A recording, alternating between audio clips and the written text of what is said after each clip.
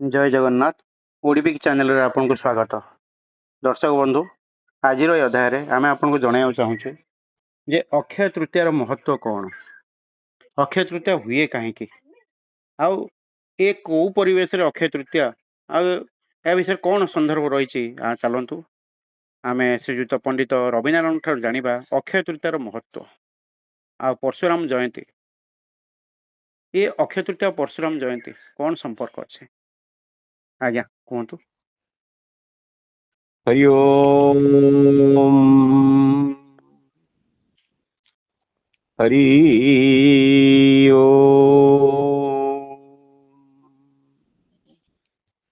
ओम क्रोधाग्नि अमदग्नि पीत नभुवम संतपय सदंकर्मा दक्षता मपीतत् क्षमा भमा त्रिसप्त कृतखितिम दत्वा कर्माणि दक्षिणा दुतुरतां मास्कद्यम सिंधुवसं त ब्रह्मण्यं मपा करोतु भगवानं नाब्रहंकिन मुनि नाब्रह्मकिन मुनि पयाधौ जमदग्नि वंश तिलको वीरदूतार्जकृतं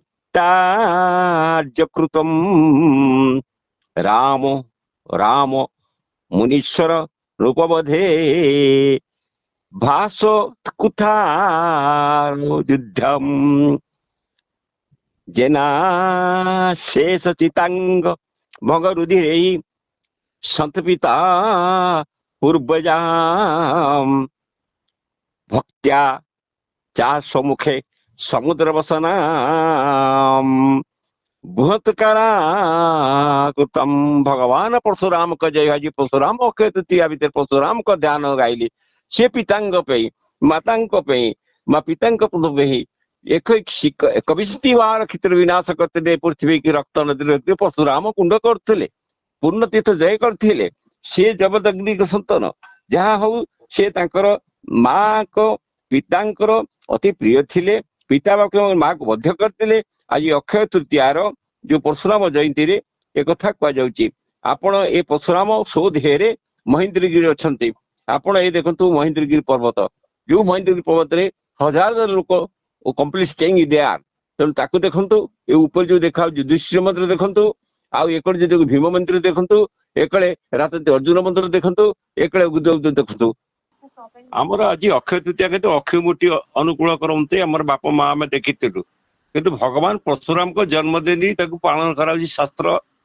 आपण विष्णु पुराण आपणकर जो जमदग्नि अच्छा जो आपणकर क्षत्रिय वंश को नाश करते 10 अवतार परशुराम का स्थान हूँ तपस्या क्रोध धर्म स्थापन आप ब्रह्मांड पुराण पाइबे परशुराम विषय ब्रह्मवित पुराण पाई परशुराम पुराण अग्नि पुराण पाइबे स्कंद पुराण पाइबे पद्म पुराण पाइबे रामायण पाइबे बुझे आज्ञा आज्ञा भगवान परशुराम का चरित्र बहु पुराण इतिहास ग्रंथ भिन्न भिन्न आकार रे अवतार तपस्या क्रोध धर्म स्थापन गुरुत्व वर्णित करा जायछि किंतु परशुराम का कथा को किए मानुचंते किए न मानुचंते मोर विशिष्ट दर्शक जेहेतु अक्षय तृतीया प्रभु जन्मदिन महेंद्रगिरी रे आपणकर महाभारत हो बा परशुराम का संवाद हो कि शिव धनु भंग हो आपणकर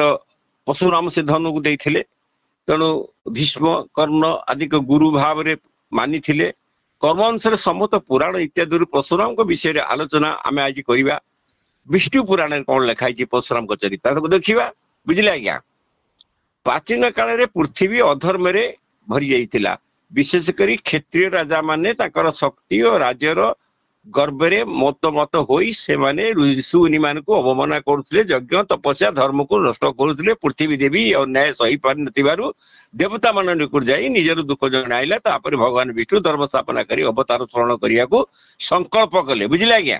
ଆଜ୍ଞା ଏହି ସମୟରେ ଭୃଗୁ ବଂଶରେ ମହର୍ଷି ଯମଦଗ୍ନି ତାଙ୍କର ପତ୍ନୀ ରେଣୁକା ବସବାସ କରୁଥିଲେ। ଏହି ପବିତ୍ର ଦମ୍ପତିଙ୍କ ଗୃହରେ ଭଗବାନ ବିଷ୍ଣୁ ପରଶୁରାମ ରୂପରେ ଅବତାର ନେଲେ। ଏହିପରି ଭାବରେ ପରଶୁରାମଙ୍କ ଅବତାର ମୂଳ କାରଣ ହେଉଛି ଅଧର୍ମର ନାଶ ଓ ଧର୍ମର ସ୍ଥାପନ। ବୁଝିଲେ ଆଜ୍ଞା? ଆଜ୍ଞା ଯମଦଗ୍ନି ରେଣୁଙ୍କ କଥା। ମହର୍ଷି ଯମଦଗ୍ନି ଏକ ମହା ତପସ୍ୱୀ ଋଷି ଥିଲେ। ତାଙ୍କର ପତ୍ନୀ ରେଣୁକା ଅତ୍ୟନ୍ତ ପତିବ୍ରତା ସତ୍ୟ ନାରୀ ଥିଲେ। ସେ ପ୍ରତିଦିନ ନଦୀକୁ ଯାଆନ୍ତି, ପାଣି ଆଣୁଥିଲେ। ଏକା ତାଙ୍କର ପବିତ୍ରତା ଶକ୍ତିରେ ମାନେ ଆପଣଙ୍କର ଅପୋକ୍ତ ମାଟିର ଭାବରେ ପାଣି କରି ଆଣୁଥିଲେ। ଏକ ଦିନ ରେଣୁକା ନଦୀ ପାଖରେ ଗନ୍ଧର୍ବ ରାଜାଙ୍କୁ ଦେଖି ଜଳକ୍ରୀଡ଼ା କରୁଥିବା ଦେଖି କିଛି କ୍ଷଣ ପାଇଁ ରହିଯାଇଥିଲେ। ସେଇ ଚଞ୍ଚଳତା ତାଙ୍କ ମନରେ ଆସିଥିଲା। ତାଙ୍କର ପତିବ୍ରତା ଶକ୍ତି କ୍ଷୀଣ ହେଲା ଓ ସେଇ ଭାବରେ ସେ ପାଣି କରି ମାନେ ଭରି ପାରିଲେ ନାହିଁ। ଏହା ଜାଣି ଯମଦଗ୍ନି ଋଷି କ୍ରୋଧାନ୍ୱିତ ହେଲେ। ତାଙ୍କର ପୁଅ ମାନଙ୍କୁ ଆଦେଶ ଦେଲେ ଯେ ରେଣୁକାକୁ ବଧ କର, କିନ୍ତୁ ପୁଅମାନେ ଏ କରିବାକୁ ଅସ୍ୱୀକାର କଲେ। ତାରେ ପରଶୁରାମ ପିତାଙ୍କ ଆଜ୍ଞା ମାନି ମାତାଙ୍କୁ ବଧ୍ୟ କରିଥିଲେ। ଏହାପରେ ଯମଦଗ୍ନି ପ୍ରସନ୍ନ ହୋଇ ପରଶୁରାମଙ୍କୁ କହିଥିଲେ, ଏ ପରଶୁରାମ, ଯେହେତୁ ମୋ କଥା ମାନିଛୁ, ତୁ କୋଉ ବର ମାଗୁଛୁ ମାଗ। ଏଇପରି ରେଣୁକା ପରଶୁରାମ କହିଲେ, ପିତା ବା ମୋ ମାକୁ ବଞ୍ଚେଇ ଦିଅ। ତେଣୁ ପିତୃଭକ୍ତି ମାତୃଭକ୍ତି ଆଜ୍ଞା ପାଳନକୁ ସେ ସେଠି ପ୍ରକାଶ କରିଥିଲେ। ବୁଝିଲେ ଆଜ୍ଞା? ଆଜ୍ଞା ସେଠୁ ଆପଣଙ୍କର କୀର୍ତ୍ତିବିଜ ଅର୍ଜୁନ ସଂଘର୍ଷ। ସେଇ ସମୟରେ ହରିବଂଶର ରାଜା କୀର୍ତ୍ତିବିଜ ଅର୍ଜୁନ ଅତ୍ୟନ୍ତ ପ୍ରବଳ ଅହଙ୍କାରୀ ଥିଲେ। ଏକ ଦିନ ସେ ଯମଦୈତ୍ୟ ଋଷିଙ୍କ ଆଶ୍ରମକୁ ଆସିଥିଲେ। ତାଙ୍କର କାମଧେନୁ ଥିଲା। ସେ ଆସିଥିଲେ ଜଙ୍ଗଲକୁ ଶିକାର କରିବାକୁ। କୌଣସି କାରଣରୁ ସେ ବର୍ଷା ହଉ ବାତ୍ୟା ହଉ ଜଙ୍ଗଲ ସୃଷ୍ଟି ହେଲା। ସେ ଆସି ଋଷିଙ୍କ ଆଶ୍ରମ ନେଲେ। ଏତେ ସୈନ୍ୟ ସାମନ୍ତକୁ ଋଷି ଦେଇକି ଆଶ୍ଚର୍ଯ୍ୟ ହେଇଗଲେ। ରାଜା ସେଠୁ ନିଜକୁ ମାନେ କହିଲେ, କେମିତି କଣ ମୋ ସାଇ ଖାଇବେ? ଋଷିଙ୍କୁ କହିଲେ, ଦେଖ ଆପଣ ଏତେ ମୋ ଇଏକୁ କିଛି ଖାଦ୍ୟ ମିଳିବ ନା? ହଁ ମିଳିବ ଆଜ୍ଞା। ନା କେମିତି? ଏକ କାମଧେନୁ ଅଛି, କାମଧେନୁ ଯାହା କାମଧେନୁ ଦେଲେ। ତାଙ୍କର ମାନେ ଅଲୌକିକ ଶକ୍ତି ଦେଖିକିରି ଆପଣଙ୍କର ଯେ ଥିଲେ ରାଜା କକେୟ ବଂଶର ଅର୍ଜୁନ ଯିଏ, ଆଜ୍ଞା ସେ କଣ କଲେ, ଅନ୍ୟାୟ ପୂର୍ବକ ତାଙ୍କୁ ବଧ୍ୟ କଲେ ଏବଂ କାମଧେନୁ ନେଲେ। ଏହାପରେ ରାଜାଙ୍କ ପୁଅ ମାନେ ପ୍ରତିଶୋଧ ନେବା ପାଇଁ ଆସି ଯମଦଗ୍ନିକୁ ଋଷିକୁ ହତ୍ୟା କଲେ। ତାପରେ ସେଠୁ କାମଧେନୁ ନେଇ ପଳେଇଲେ। ଇଏ ରହିଲା ଗୋଟେ ଟର୍ଣ୍ଣିଂ ପଏଣ୍ଟ ଆପଣଙ୍କର। ତେଣୁ ଏକବିଂଶ ବାର କ୍ଷତ୍ରିୟ ବିନାଶ କରିଥିଲେ ପିତାଙ୍କ ବଧ ଯୋଗୁ। କୁଠାର ନେଇକିରି ଯୁଦ୍ଧ କରି କେବଳ ପ୍ରତିଶୋଧ ନୁହେଁ, ତାଙ୍କ ବରଂ ଧର୍ମ ସ୍ଥାପନା ପାଇଁ ସେ ପୁରାଣରେ କୁହାଯାଇଛି କ୍ଷତ୍ରିୟ ମାନଙ୍କର ରକ୍ତରେ 5ଟି ସରୋବର ସାମନ୍ତ ପଞ୍ଚକ ପୁରାଣ କରିଛନ୍ତି। ଏହା କ୍ରୋଧ ଓ ଶକ୍ତିର ପ୍ରତୀକ। ଏଣୁ ଏହା ସହିତ ଧର୍ମକୁ ପୁନଃସ୍ଥାପନା କରିଥିଲେ। ଋଷି ମାନଙ୍କୁ ସୁରକ୍ଷା ଦେଇଥିଲେ, ଭୂମିଦାନ କରିଥିଲେ। କ୍ଷତ୍ରିୟ ମାନଙ୍କୁ ବିନାଶ କରି ପରଶୁରାମ ସମଗ୍ର ପୃଥିବୀକୁ ଆପଣ ଜିତିନେଲେ। କିନ୍ତୁ ସେ ରାଜ୍ୟଲୋଭରେ ଆସକ୍ତ ନଥିଲେ। ସେ ସମସ୍ତ ଭୂମିକୁ ମହର୍ଷି କଶ୍ୟପକୁ ଦାନ କରିଦେଇଥିଲେ। ବୁଝିଲେ ଆଜ୍ଞା? ଆଜ୍ଞା ତାପରେ ନିଜେ ତପସ୍ୟାରେ ଭିନ୍ନ ହୋଇଥିଲେ। ତାଙ୍କର ବୈରାଗ୍ୟ ଧର୍ମ ପଳାକୁ ପ୍ରକାଶ କରିଥିଲେ। ସାରାଂଶ ହଉଛି ବିଷ୍ଣୁ ପୁରାଣର ଯେ ଅନୁସାର ଅଛି, ପରଶୁରାମଙ୍କର ଚରିତ ଏକ ଅଦ୍ଭୁତ ସମନ୍ୱୟ। 1ରେ ଭକ୍ତି, 2ରେ କ୍ରୋଧ, 3ରେ ଶକ୍ତି ଓ 4ରେ ବୈରାଗ୍ୟ, 5ରେ ପରିଶୁଦ୍ଧ, 6ରେ ଧର୍ମ ସ୍ଥାପନା। ଏହିପରି ପ୍ରମାଣ ବିଷ୍ଣୁ ପୁରାଣରେ ଅଛି ଆଜ୍ଞା ତାଙ୍କର। ବୁଝିଲେ ଆଜ୍ଞା? ଆଜ୍ଞା ତେଣୁ ତାଙ୍କର ଅବତାର ଗଣକୁ କରିବାକୁ ରହିଲେ ଭଗବାନ ଆମର ଭାଗବତର ଅଛି 10 ଅବତାର ମଧ୍ୟରେ ପ୍ରଥମ ସ୍ଥାନ ଅଛି। ପରଶୁରାମକୁ 6ଠ ସ୍ଥାନ ଦିଆଯାଇଛି। ବିଶେଷ ଲକ୍ଷଣ ସେଠି ପ୍ରତିକ୍ରିୟା ବ୍ରାହ୍ମଣ କୂଳରେ ଜନ୍ମ ହୋଇଥିବା କ୍ଷତ୍ରିୟ ଧର୍ମର କାର୍ଯ୍ୟ ସେ କରିଥିଲେ। କିନ୍ତୁ ତପସ୍ୟା ବ୍ରହ୍ମଦେବ ଭାଗବତ ପୁରାଣରେ ପରଶୁରାମଙ୍କ ତପସ୍ୟାକୁ ବିଶେଷ ମହତ୍ଵ ଦିଆଯାଇଛି। ଆପଣଙ୍କର ଛୋଟ ବେଳୁ ସେ ଏକ ଶିଷ୍ଟ ନିୟମିତ ଓ ତପସ୍ୱୀ ଥିଲେ। ତାଙ୍କ ପିତା ଯମଦଗ୍ନି ତାଙ୍କୁ ବେଦ ଶାସ୍ତ୍ର ଧର୍ମ ଶିକ୍ଷା ଦେଇଥିଲେ। କଠୋର ତପସ୍ୟା କରି ସେ ଶିବଙ୍କୁ ପ୍ରଶ୍ନ କରିଥିଲେ। ଶିବଙ୍କ ଠାରୁ ବିଦ୍ୟା ଶାସ୍ତ୍ର ପ୍ରାପ୍ତ କରିଥିଲେ। ପରଶୁରାମ ନିଜେ ଶିବଙ୍କଠୁ ତାଙ୍କର ପ୍ରଭୁ କୁଠାର ଏଇ ତପସ୍ୟାର ଫଳ ଥିଲା। ତପସ୍ୟା ଦ୍ୱାରା ସେ ଅପାର ଶକ୍ତି କାର୍ଯ୍ୟ, ଆତ୍ମନିୟନ୍ତ୍ରଣ କାର୍ଯ୍ୟ ଉଲ୍ଲେଖ କରିଥିଲେ ତାଙ୍କର ଶକ୍ତି କେବଳ ଶାରୀରିକ ନୁହେଁ, ଆଧ୍ୟାତ୍ମିକ ଶକ୍ତି, ଦୈବିକ ଶକ୍ତି ପୂରଣ ଥିଲା। କ୍ରୋଧ ଓ ତାହାର ନିୟନ୍ତ୍ରଣ ଥିଲା। ପରଶୁରାମଙ୍କ ଚରିତ୍ରରେ କ୍ରୋଧ ମୁଖ୍ୟ ଅଂଶ ହେଲେ ମଧ୍ୟ ତାର ଭାଗବତ ପୁରାଣରେ କୁହାଯାଇଛି ଯେ ନିଜ ସ୍ୱାର୍ଥ ପାଇଁ କ୍ରୋଧାନ୍ୱିତ ହୋଇନଥିଲେ, ନିଜ ସ୍ୱାର୍ଥ ପାଇଁ କ୍ରୋଧ ହୋଇନଥିଲେ, ବରଂ ଧର୍ମର ସୁରକ୍ଷା ପାଇଁ ସେ କ୍ରୋଧାନ୍ୱିତ ହେଇଥିଲେ। ବୁଝିଲେ ଆଜ୍ଞା? ଆଜ୍ଞା ତାଙ୍କର ପିତାଙ୍କ ବଧ ପରେ ସେ ଆପଣଙ୍କର କ୍ରୋଧରେ ପୃଥିବୀକୁ 21 ଥର ନିଯୁକ୍ତି କରିଥିଲେ ଧର୍ମ ସ୍ଥାପନା ପାଇଁ। ପରଶୁରାମଙ୍କର ମୂଳ ଉଦ୍ଦେଶ୍ୟ ଥିଲା ଧର୍ମ ସ୍ଥାପନା କଲେ। ତେଣୁ ଆମର ଗୋଟେ କଥା ହଉଛି କଣ, ଆଧ୍ୟାତ୍ମିକ ଶିକ୍ଷା ଭଗବାନ ପୁରାଣ ପରଶୁରାମଙ୍କ ଜୀବନ ଦ୍ଵାରା ମହତ୍ୱପୂର୍ଣ୍ଣ କରାଯାଇଛି। ଅଧର୍ମ ବଢିଲେ ତାହାକୁ କେମିତି ନିବାରଣ କରିବା ଆବଶ୍ୟକ, ତପସ୍ୟା ଦ୍ଵାରା ମଣିଷ ଦିବ୍ୟ ଶକ୍ତି ପ୍ରାପ୍ତ କରିପାରେ। କ୍ରୋଧ ଯଦି ଧର୍ମ ପାଇଁ ହୁଏ, ସେଇ କ୍ରୋଧ ମଧ୍ୟ ଉପକାରୀ ହୁଏ, ଏବଂ ବୈରାଗ୍ୟ ମଧ୍ୟ ହୁଏ, ଜ୍ଞାନ ମଧ୍ୟ ହୁଏ, ଏ ଜୀବନର ଭଲ ଆକର୍ଷଣ ଆଣେ। ଏହା ମିଛ ନା ସତ? ଆଜ୍ଞା ଭାଗବତ ପୁରାଣ ଅନୁସାରେ ପରଶୁରାମ ଏକ ଅଦ୍ଭୁତ ଅବତାର ଥିଲେ। ତପସ୍ୱୀ, ଯୋଦ୍ଧା, କ୍ରୋଧୀ, ଧର୍ମପରାୟଣ, ଶକ୍ତିଶାଳୀ, ବୈରାଗୀ।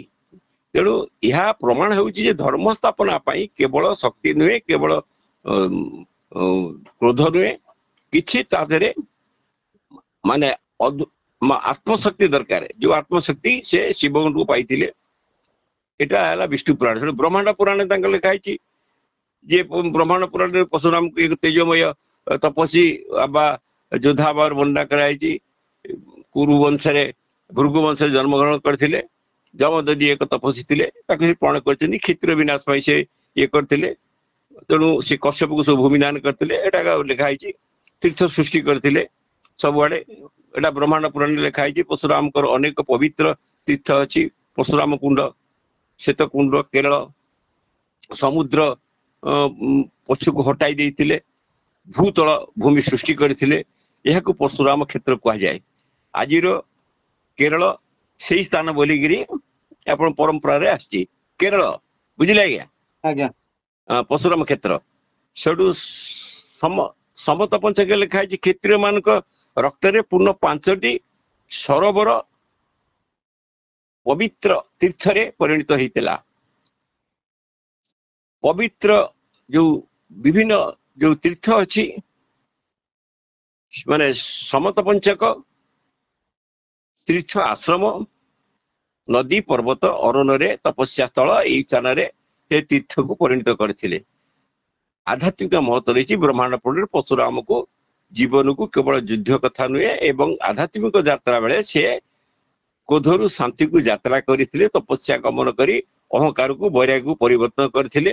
ବ୍ରହ୍ମାଣ୍ଡ ପୁରାଣର ମୁଖ୍ୟ ଅଂଶ ହଉଛି ଅଧର୍ମ ବିରୁଦ୍ଧରେ ଯୁଦ୍ଧ, ପୃଥିବୀର ଜୟ, ଭୂମି ଦାନ, ତପସ୍ୟା, ତୀର୍ଥ ସୃଷ୍ଟି। ଏହା ହଉଛି ଏକ ପ୍ରମାଣ ସେ କରିଥିଲେ। ଏହା ଦ୍ୱାରା ଲୋକମାନେ ଯୋଉ ଅନ୍ୟାୟ କରିବେ ସେ ତୀର୍ଥରେ ସ୍ନାନ ଦାନ କରି ମାନେ ପୂର୍ଣ୍ଣ କରିବେ। ସେଠୁ ବ୍ରହ୍ମ ବୈବର୍ତ ପୁରାଣ ତାଙ୍କ ଭିତରେ ଅଛି, ସେ ଆଧାରିତ ଚିତ୍ରରେ ଅଛି। ସେ ଆପଣ ଯମଦଗ୍ନି ପୁଅ ବ୍ରହ୍ମତେଜ ତାଙ୍କ ପାଖରେ ଥିଲା, ଯୋଉଠି ସେ ଜ୍ଞାନ ଭକ୍ତି କରୁଥିଲେ। ପରଶୁରାମ କୁଠାର ପାଇଥିଲେ, ପରଶୁରାମ ଶିବଧନୁ ପାଇଥିଲେ। ସେ କର୍ମର ଆଧ୍ୟାତ୍ମିକ ମଧ୍ୟ ଥିଲେ। କ୍ଷତ୍ରିୟରେ ମଧ୍ୟ ଅନୁନିହିତ ଅର୍ଥ କାମ ପରଶୁରାମଙ୍କର ଥିଲା। ବୁଝିଲେ ଆଜ୍ଞା? ଆଜ୍ଞା ତେଣୁ ଯେତେବେଳେ ସେ 21 ଥର କ୍ଷତ୍ରିୟ ବିନାଶ କରିଥିଲେ, ବ୍ରହ୍ମବିତ ପୁରାଣରେ ଲେଖିଛନ୍ତି କ୍ଷତ୍ରିୟ କୁଠାର, ମନୁଷ୍ୟ ସାହାଯ୍ୟରେ କ୍ରୋଧ ଇତ୍ୟାଦି ଇତ୍ୟାଦି ନାନା ପ୍ରକାର ଥିଲା ସେତେବେଳେ ଲେଖା ହେଇଛି। ମୁଁ ପୁରା ବଖାଣି ପାରୁନି, ଅଳ୍ପ ଅଳ୍ପ କହିଯାଉଛି। ମେନ୍ କଥା ହେଲା ଆତ୍ମନିୟନ୍ତ୍ରଣ କରୁଥିଲେ। ବୁଝିଲେ ଆଜ୍ଞା? ସେଠୁ ରେଣୁକାଙ୍କ ଆଉ ଯମଦଗ୍ନିଙ୍କ କଥା ମାନୁଥିଲେ। ଏହା ଦର୍ଶାଯାଇଛି ନିୟନ୍ତ୍ରିତ ଯୋଉ ପବିତ୍ର ଧାନ ବା ସ୍ଥାନ କୁଣ୍ଡ ସବୁ ତିଆରି କରିଛନ୍ତି। ସେ ସ୍ଥାନକୁ ପବିତ୍ର ଭୂମି ଆଉ ବୈରାଗ୍ୟ କ୍ଷେତ୍ର କରିଛନ୍ତି। ସେଠି ଯିଏ ସ୍ନାନ କରିବ ତା ବୈରାଗ୍ୟ ଅଟୋମେଟିକ ଆସିବ। ତେଣୁ ଆମର ବର୍ଷ ଯାଏ ପରଶୁରାମଙ୍କ ବିଷୟ ଦେଖିବା। ତପସ୍ୟାର ମହତ୍ଵ ଅଛି, ପୁରାଣର ମହତ୍ଵ ଅଛି, ତେଣୁ ଭକ୍ତିର ମଧ୍ୟ ମହତ୍ଵ ଅଛି, ଅହଙ୍କାର ମଧ୍ୟ ମହତ୍ଵ ଅଛି, ବୈରାଗ୍ୟର ମଧ୍ୟ ମହତ୍ଵ ଅଛି। ତେଣୁ ବ୍ରହ୍ମବୈବର୍ତ ପୁରାଣରେ ଇଏ ହଉଛି ଶ୍ରେଷ୍ଠ କଥା। ତାପରେ ଅଗ୍ନି ପୁରାଣରେ ସେଇଭଳି ଲେଖା ହେଇଛି। ମାନେ ମହତ୍ଵ କଥା କହିଛି। ବ୍ରହ୍ମାସ୍ତ୍ର ପାଇଥିଲେ, ଅଗ୍ନି ଅସ୍ତ୍ର ପାଇଥିଲେ, ବାୟୁ ଅସ୍ତ୍ର ପାଇଥିଲେ, ଜରା ଅସ୍ତ୍ର ପାଇଥିଲେ। ଏଇ ଅସ୍ତ୍ର ମାନ ସେ ଅଗ୍ନି ପୁରାଣରୁ ପାଇଥିଲେ। ଯୁଦ୍ଧ କଳା ପ୍ରଶିକ୍ଷଣ କରିଥିଲେ। ତାପରେ ସେ ନିଜେ ମାନେ ଗଦା ଯୁଦ୍ଧ, ହସ୍ତଦାନ ଯୁଦ୍ଧ, ଯୁକ୍ତି ବିଦ୍ୟ, ଧୈର୍ଯ୍ୟକୁ ଅତ୍ୟନ୍ତ ମହତ୍ଵ ଦେଇଥିଲେ ଅଗ୍ନି ପୁରାଣରେ। ଏଠୁ ଆପଣଙ୍କର ଯୋଉ ଅନ୍ୟ ଯୋଉ ପୁରାଣ ଗୁଡାକ ଅଛି ଆପଣଙ୍କୁ କହିଥିଲି, ସବୁ ପୁରାଣ ଭିତରେ ସେ ପରଶୁରାମ କଣ କରିଛନ୍ତି, ତାଙ୍କର ମେନ୍ ହଉଛି ଜିନିଷ ହଉଛି କଣ, ସେ ପୃଥିବୀକୁ ଅନ୍ୟାୟକୁ ନାଶନ କରିବେ। ଯେ କ୍ଷତ୍ରିୟ ମାନେ ଅନ୍ୟାୟ କରୁଥିଲେ ଧର୍ମକୁ ସ୍ଥାପନା କରିବେ।